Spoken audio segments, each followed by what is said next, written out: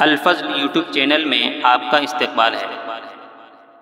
اس channel پر روزانہ قرآن پاک کی ایک آیت تلاوت مع ترجمہ اور مختصر تشریح پیش کی جا رہی ہے۔ ویڈیو اپلوڈ ہونے پر نوٹیفیکیشن پانے کے لیے اس چینل کو سبسکرائب کریں اور بیل آئیکن ضرور دبائیں۔ السلام علیکم ورحمۃ اللہ وبرکاتہ۔ حضرت سلیمان علیہ السلام حضرت سلیمان علیہ السلام حضرت داؤد علیہ السلام کے بیٹے تھے۔ بتایا جاتا ہے کہ حضرت داؤد علیہ السلام کے 19 بیٹے تھے، مگر علم و حکمت، نبوت و خلافت کے وارث صرف حضرت سلیمان علیہ السلام بنے۔ حضرت سلیمان علیہ السلام 750 سال تک پوری دنیا میں حکومت کرتے رہے۔ آپ مشرق و مغرب سب جگہ کے مالک تھے۔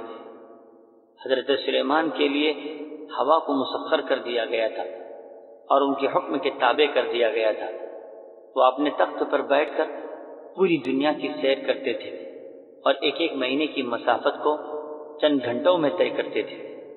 مخلوقات میں سے جو بھی مخلوق کوئی بات کرتی تو ان کی باتوں کو حضرت سلیمان علیہ السلام کے کانوں تک پہنچا دیا جاتا تھا، جس طرح کی چونٹیوں کی بات چیت کو حضرت سلیمان علیہ السلام تک پہنچانے کا تذکرہ قرآن پاک میں ملتا ہے۔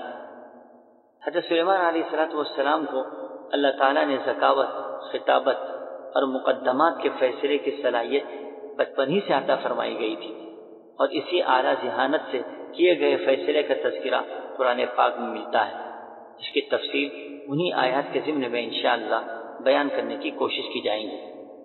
اسی طرح پرندے ہدہد اور بلقیس کا واقعہ بھی مشہور ہے، جس کا تذکرہ قرآن پاک کے اندر موجود ہے۔ ان کی موت کا بھی عجیب حال ہے۔ تاریخ کی کتابوں میں یہ بات ملتی ہے کہ حضرت سلیمان علیہ السلام نے دعا فرمائی کہ اے اللہ، جنات کو میری موت سے بے خبر کر دے۔ آپ نے یہ دعا اس لیے مانگی تھی کہ جنات یہ دعویٰ کرتے تھے کہ انہیں غائب کی خبریں معلوم ہیں۔ پھر حضرت سلیمان علیہ السلام نے ایک عصا تراشا اور اس پر ٹیک لگا کر پورا 1 سال کھڑے رہے، اور جنات کو یہ پتہ نہ چلا کہ حضرت سلیمان علیہ السلام پر موت آ چکی ہے۔ پھر دیمک نے اس عصا کو کھا لیا اور وہ عصا ٹوٹ گیا، اور حضرت سلیمان علیہ السلام بھی گر گئے۔ تب جنات کو معلوم ہوا کہ حضرت سلیمان علیہ السلام فوت ہو چکے ہیں۔ روایات میں آتا ہے کہ جنات نے دیمک کا اندازہ لگایا تو اس عصا کو کھائے ہوئے 1 سال گزر چکا تھا۔ انہوں نے دیمک کا شکریہ ادا کیا۔ یہ جنات آج بھی دیمک کو شکریہ کے طور پر پانی اور مٹی لا کر دیتے ہیں۔